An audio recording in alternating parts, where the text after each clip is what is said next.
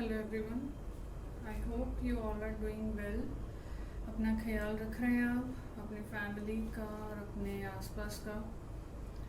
Okay, and I welcome you to Ursa learnings demo class 2। And I hope आपने demo class 1 देखी होगी और आपको अच्छी भी लगी होगी, आपको मतलब एक अच्छा एक्सपीरियंस मिला होगा। एंड फॉर डेमो क्लास 2 आज मैंने उसी चैप्टर में से जो हमने डेमो क्लास 1 में किया था, that is the living world, उसी में से मैंने एक one of the important topics from that chapter वो आज हम स्टडी करेंगे, that is binomial nomenclature. So before that एक अगर हम क्विक रिवीजन देखें कि हमने डेमो क्लास 1 में क्या किया था, which was about the summary और the overview of that chapter, जिसमें we studied about the living. First of all, the concept of living came, that living क्या होता है, उसके क्या characteristics होते हैं, and उन characteristics में से कौन से वो characteristics हैं जो defining features कहलाते हैं, which are the defining features or the defining characteristics of a living organism, जिसमें आंसर आया था हमारे पास after discussion that metabolism and the consciousness, ये दो करेक्टरिस्टिक्स ऐसे हैं which are termed as the defining features of a living organism. Alright, and फिर उसके बाद हमने अबाउट बायोडाइवर्सिटी पढ़ा, राइट। बायोडाइवर्सिटी जिसमें मतलब बहुत सारी वैरायटी आ जाती है of various of the living organisms, right. And उसी के अंडर हमारे पास आया था कि क्योंकि बायोडाइवर्सिटी पढ़ने के लिए या स्टडी करने के लिए ज़रूरी है कि जो भी ऑर्गेनिजम्स हैं उनकी डिटेल्स हमें मालूम हो। फर्स्ट ऑफ ऑल उनका नेम ही आ जाता है, that is about the nomenclature, right. Then classification आ गई उसमें कि उनको क्लासिफाई करना अलग अलग कैटेगरीज में, और वो भी कुछ बेसिस के ऊपर। इट्स नॉट जस्ट के रैंडम कैटेगराइजेशन, नो, कुछ बेसिस, कुछ सेट बेसिस हैं जिनके ऊपर बेस्ड उनकी फर्दर क्लासिफिकेशन वगैरह।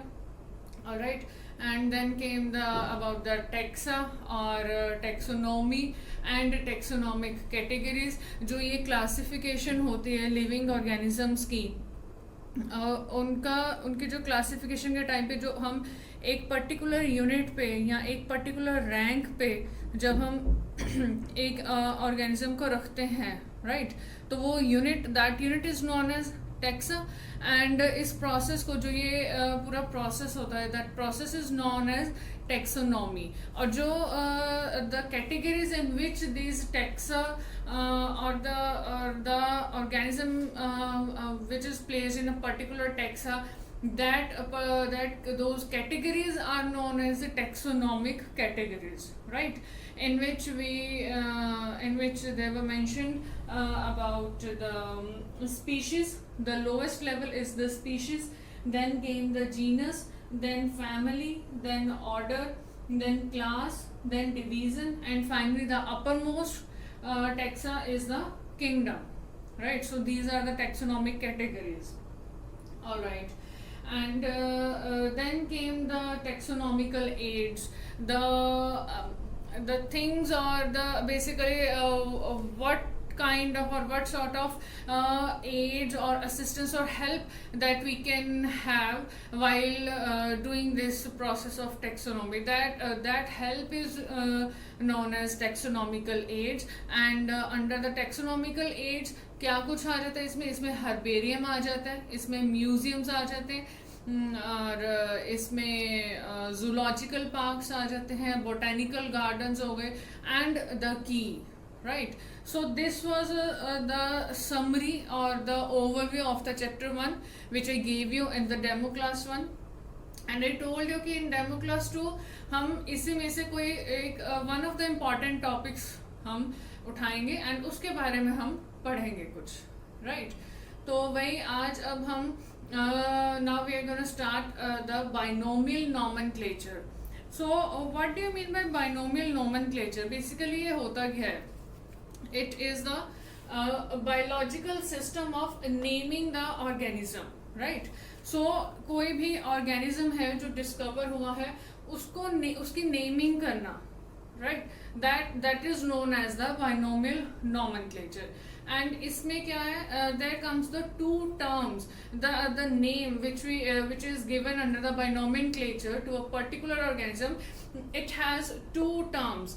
One is genus and the second is species. For example, अगर मैं यहाँ पे जैसे मैंने एग्जांपल दी है, scientific name of tiger is Panthera Tigris, right.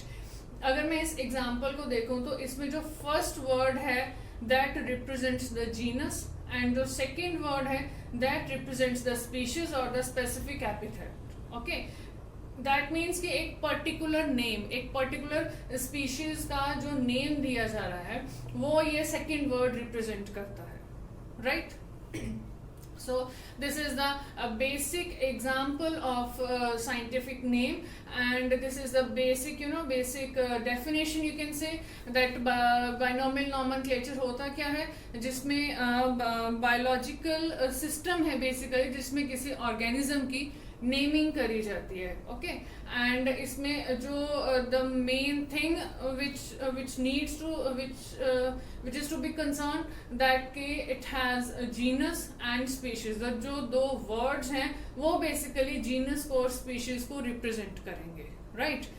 और this binomial nomenclature, ये जो nomenclature का concept है, इसमें एक सबसे इसकी ज़रूरत क्यों पड़ी, what is the purpose of this binomial nomenclature. purpose हमने डेमो क्लास 1 में भी थोड़ा सा डिस्कस किया था, that कि जो नेमिंग है लिविंग ऑर्गेनिजम्स की, right, all around the world उसको स्टैंडर्डाइज करना, सो दैट जो एक पर्टिकुलर ऑर्गेनिज्म है वो एक पर्टिकुलर नेम से ही जाना जाए all around the world.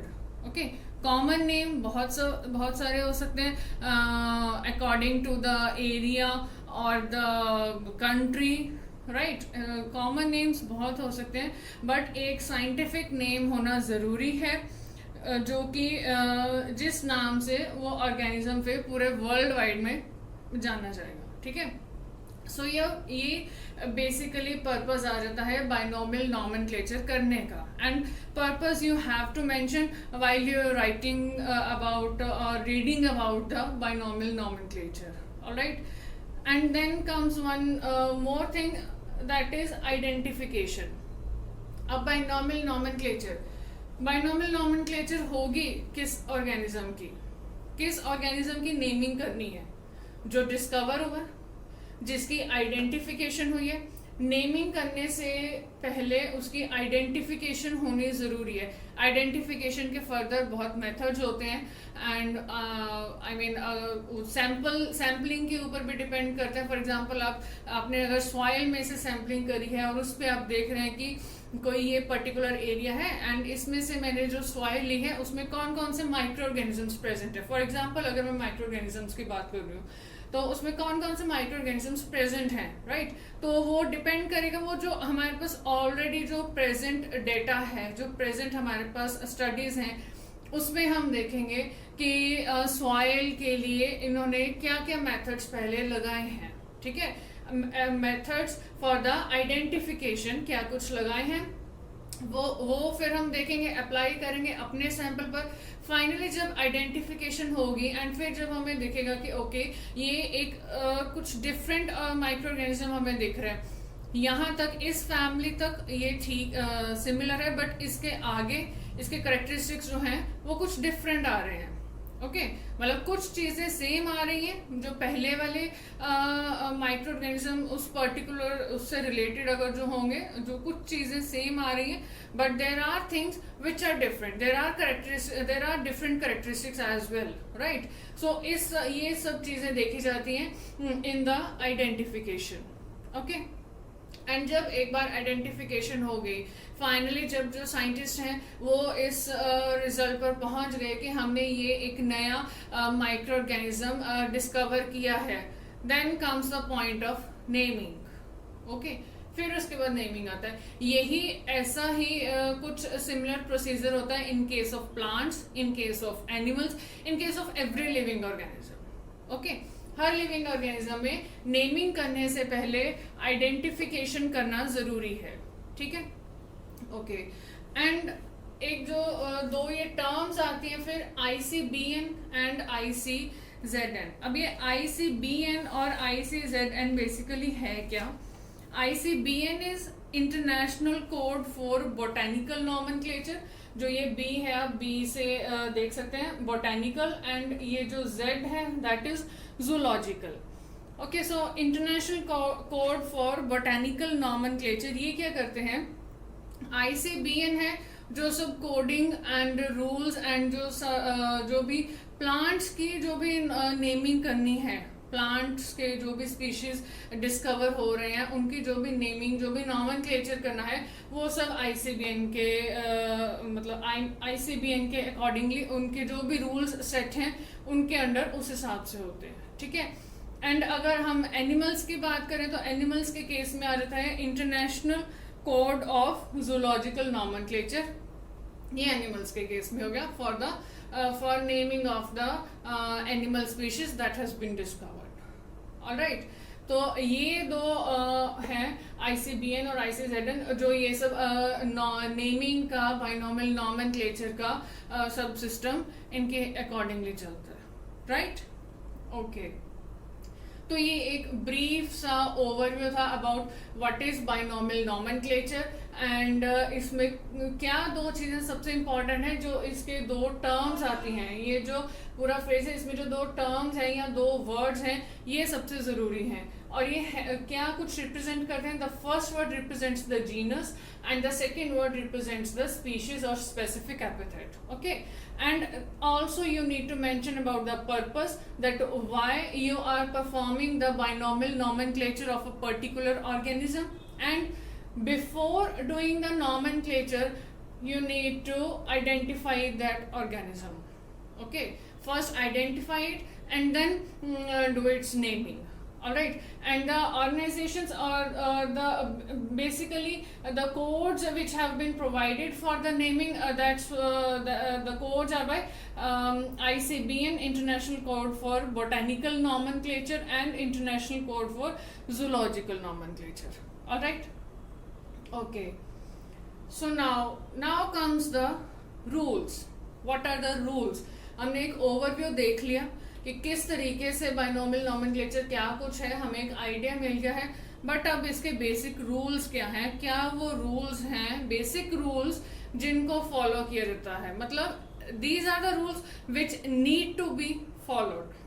Okay, अब इसमें हम एक एग्जाम्पल लेंगे एंड एग्जाम्पल के साथ हम रूल्स को समझेंगे दैट क्या कुछ है इनमें. Okay, Mangifera indica, this is the scientific name for mango. Mango सबने सुना है, right? So this is the scientific name for mango, Mangifera indica. अब फर्स्ट रूल क्या है? Generally written in Latin, hence written in the italics form. Generally क्या होता है, जितने भी साइंटिफिक नेम होते हैं ना, ये सब साइंटिफिक नेम लैटिन को बिलोंग करते हैं. ठीक है, बेसिकली क्या है, चाहे वर्ल्ड में जहां मर्जी इनकी डिस्कवरी हो रही है, वेर एवर कुछ भी इनका ओरिजिन हो, but they belong to Latin. And क्योंकि ये लैटिन को बिलोंग करते हैं दैट्स वाई ये थोड़े इटैलिक फॉर्म में लिखे जाते हैं. ठीक है, हम जब हैंड रिटन लिख रहे हैं तो थोड़ा इटैलिक्स का अगर नहीं भी इतना डिफरेंस पता चलता है इटैलिक्स एंड स्ट्रेट वर्ड में, बट हम सब जैसे अपने PC पे काम करते हैं, लैपटॉप पे काम करते हैं, ठीक है, तो उसमें हम MS वर्ड में या कहीं भी टाइप करें तो वहाँ पे बोल्ड, इटैलिक्स, अंडरलाइन, ये तीन हमारे पास होती हैं ऑप्शंस. तो उसमें जो इटैलिक्स फॉर्म होती है ना, तो दैट्स द इटैलिक्स फॉर्म. और उस इटैलिक्स फॉर्म में इनको लिखा जाता है जो भी साइंटिफिक नेम होते हैं. ठीक है, नो डाउट जब भी आप हैंड रिटन लिखने की लिखेंगे, कोशिश करिए कि थोड़ा इसको अगर आप इटैलिक्स में थोड़ा इसको कन्वर्ट करें सो दैट वहां से क्लियर हो जाए. Okay, that you are writing some scientific name of some organism. Okay, so this is the first rule. Then second rule, वही the two parts of scientific name, that is genus and species. अब इसमें क्या है कि जो भी ये scientific name है इसके दो पार्ट्स हैं, one is genus and one is species. अब इसमें से क्या है, जो ये मैंगीफेरा है that is genus and this indica ये रिप्रेजेंट कर रहा है उसके स्पीशीज को, ठीक है। तो ये इस तरीके से आपने मेंशन ये चीज आपने लिखनी नहीं है, ये जस्ट आपको समझाने के लिए आपको नेम जस्ट ऐसे लिखना है मैंगीफेरा इंडिका एंड इसको अंडरलाइन करना है, वो नेक्स्ट पॉइंट आएगा, ठीक है। ये जस्ट आपको समझाने के लिए दैट द फर्स्ट वर्ड होता है या फिर जो फर्स्ट पार्ट होता है साइंटिफिक नेम का वो रिप्रेजेंट करता है जीनस को, और जो सेकंड पार्ट या जो सेकंड वर्ड है साइंटिफिक नेम का वो रिप्रेजेंट करता है उसके स्पीशीज को, कि वो किस स्पीशीज को बिलोंग कर रहा है, ये वाला जीनस किस स्पीशीज को बिलोंग कर रहा है, ये वो चीज मेंशन करता है। Alright, then comes the third point which is underline और इटैलिसाइज। अब इसमें क्या है, अगर आप हैंड रिटन लिख रहे हैं, ठीक है, जैसे कि अभी मैंने बोर्ड पे लिखा हुआ है या फिर आप नोटबुक में लिखेंगे, अगर हैंड रिटन है तो आपने क्या करना है, जो भी आप साइंटिफिक नेम लिख रहे हैं उसको आप अंडरलाइन करेंगे। सी यहाँ भी मैंने अंडरलाइन किया है, पैंथेरा टाइग्रिस, पैंथेरा को अलग अंडरलाइन किया एंड टाइगर, दोनों को अलग अलग सेपरेटली आप इन दोनों को अंडरलाइन करेंगे, ये जरूरी है अगर आप हैंड रिटन लिख रहे हैं। अगर आप कहीं टाइप कर रहे हैं, ठीक है, या फिर आपका मतलब जिसका बाद में हम प्रिंट निकाल सकेंगे, भाई जैसे हमने बात करी कि हम MS वर्ड में, पावर पॉइंट या ऐसे कहीं मतलब कंप्यूटर पे अगर हम लिख रहे हैं तो वहां पे हम उसको इटैलिक्स फॉर्म में कन्वर्ट कर देंगे, ठीक है, साइंटिफिक नेम को, ये जरूरी है। मैंगीफेरा इंडिका जैसे यहाँ पे एग्जांपल ये है, यहाँ पे इनको अंडरलाइन कर दिया, और यही अगर कहीं टाइप करती मैं तो वहां पे इसको इटैलिक्स फॉर्म में लिखना था, ठीक है, और ये चीज जरूरी है इस तरीके से। Okay, now next rule that is genus name starts with capital letter and species name starts with small letter. अब जीनस हमने क्या बोला, जीनस क्या है, दिस मैंगीफेरा, ऑलराइट। अब जो ये नेम है ये स्टार्ट किससे हो रहा है, ये स्टार्ट हो रहा है कैपिटल लेटर से, दैट इज एम यहाँ पे कैपिटल है, ओके। और जो आपका स्पीशीज नेम होगा, इस एग्जांपल के केस में इंडिका, यहाँ पे ये जो आई है, दिस आई, ये स्टार्ट है स्मॉल लेटर से, ये वर्ड स्टार्ट हो रहा है स्मॉल लेटर से, जो यहाँ पे आई है वो मैंने स्मॉल डाला है, ठीक है। ये रूल ध्यान रखना बहुत जरूरी है। आई एम ग्लैड जो मेरी डेमो क्लास 1 थी उसमें मैंने ये क्वेश्चन पूछा with I think human beings का साइंटिफिक नेम पूछा था, and there are viewers I think 2 जनों ने उसमें आंसर दिया हुआ है कमेंट सेक्शन में। I am really happy and thankful. तो गुड, आंसर सही है, बस थोड़ी सी गड़बड़ क्या हो गई कि जो नेम लिखना था होमो सेपियंस, अब उसमें कैसे लिखना था, HOMO, ठीक है, एंड इस तरीके से, एक तो H बड़ा आएगा, S छोटा आएगा, और बीच में कुछ स्पेस होगी, ये जरूरी है, ठीक है। तो इस तरीके से आप कहीं साइंटिफिक नेम आप जहां भी लिख रहे हैं आपको ध्यान रखना है कि रूल्स को आप प्रॉपरली फॉलो करें, rules are need to be followed, okay, alright. तो ये हैं जो बेसिक रूल्स हैं जिनको फॉलो करना जरूरी है while doing the binomial nomenclature or while naming the organism. Okay. One more thing that comes कि कुछ जगह पर आपको क्या होगा, you will find that पीछे कुछ ऐसे वर्ड कुछ लिखा होगा, ठीक है, साथ में डॉट भी होएगा, बट वो अंडरलाइन नहीं होगा। वो चीज क्या है, वो रिप्रेजेंट करता है ऑथर के नेम को। अब यहाँ पे ऑथर कौन हुआ, who is the author in this case, in this name, ठीक है। अब देखिए जो ये नेम है इसके 2 पार्ट्स हो गए, ठीक है, बट अगर हम इस फ्रेज की बात करें तो इसमें 3 पार्ट्स हो गए हमारे पास, ठीक है। फर्स्ट पार्ट है जो कि जीनस को रिप्रेजेंट कर रहा है, सेकेंड पार्ट है जो स्पीशीज को रिप्रेजेंट कर रहा है, और जो ये थर्ड पार्ट है कैपिटल LINN डॉट, ये रिप्रेजेंट कर रहा है ऑथर के नेम को। एंड ऑथर कौन है यहाँ पे, ऑथर है वो इंसान जिसने पहली बार इस स्पीशीज को डिस्क्राइब किया था, या कह सकते हैं कि डिस्कवर किया था, उस ऑथर का नेम मेंशन करना। ये हर जगह जरूरी नहीं होता, बट अगर कहीं आपको दिखे तो आपको मालूम, तब आपको पता चल जाए कि ये यहाँ पे इन्होंने ऑथर का नेम मेंशन किया है। या फिर अगर कहीं आपको करना पड़े, कहीं आपको बोला गया कि साइंटिफिक नेम लिखिए along with the author's name, तो आपको मालूम होना चाहिए कि उसको लिखना किस तरीके से, उसको कुछ अंडरलाइन नहीं करना, ठीक है ना, अंडरलाइन करना है, एंड ये एब्रीवेटेड फॉर्म में होगा।